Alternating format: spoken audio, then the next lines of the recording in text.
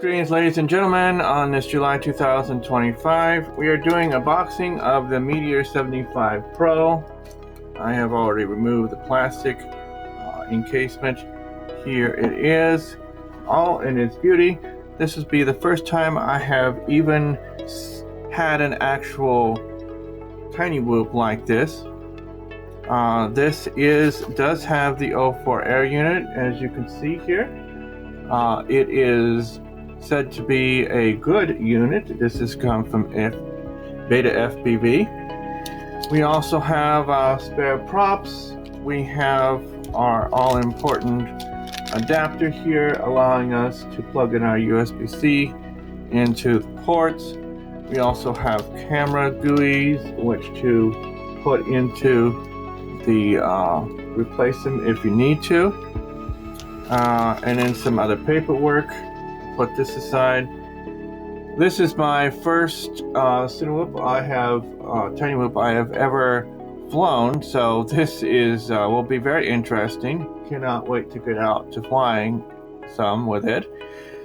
This does come with ELRS, and I do see the antenna over here, very small and tiny. This red antenna here. And I have always flown Crossfire or DJI Control Link in the early days. So at Slosh Furnace, someone had gifted me this module. They had a little tiny whoop event, and I had no tiny whoops to use. So this was very simple to bind. I heard all kinds of horror stories, and I just used the back screen here, plugged it in to my 16S, and put it into binding mode, and then plugged this in according to JB's videos 3 times, and then I was able to bind it without even so much as a issue. It was as easy as binding Crossfire, so that was good. Really tiny Emacs. This is a 2.4 gigahertz module, as you can see here.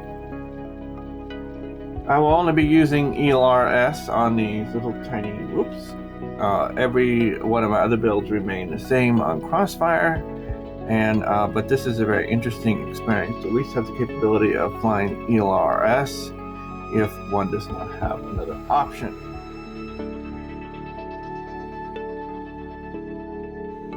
Okay, here's my first flight of the M75 Meteor Pro. The OSD is exactly as it was in stock. I see here that it's definitely a lot of jello already.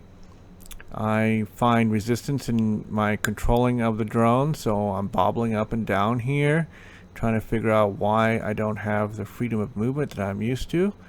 There I touched the grass, and oh, there we are. We finally got out of angle mode that I didn't realize it was in, and so we start kind of feeling it around here in my friend's yard, and we'll see how this flies. Gotten some speed up here, immediately noticing that jello right there. It didn't like settling in its own prop wash, so kind of take it out over here along this fence here. See if I can slow down its controllability. The moment of deceleration even worsened the jello there. So I'm already immediately seeing that we could benefit from some tuning here. Like I said, it's the first time that I've flown a 1S, so I'm getting used to the fact that it doesn't have as much power as my 6S builds. So I'm just kind of feeling it around here, controllability, and being careful around areas. Don't want to crash at my first flight. Here we go, keeping it nice and low, so if it should fall out of the air for some reason or another, just fall on this pillow of grass. Watching my voltage is 3.7, so I still got some time. Again, not used to looking at single cell voltage as being your main voltage that you have. So flying a little faster, kind of feeling out the angles here.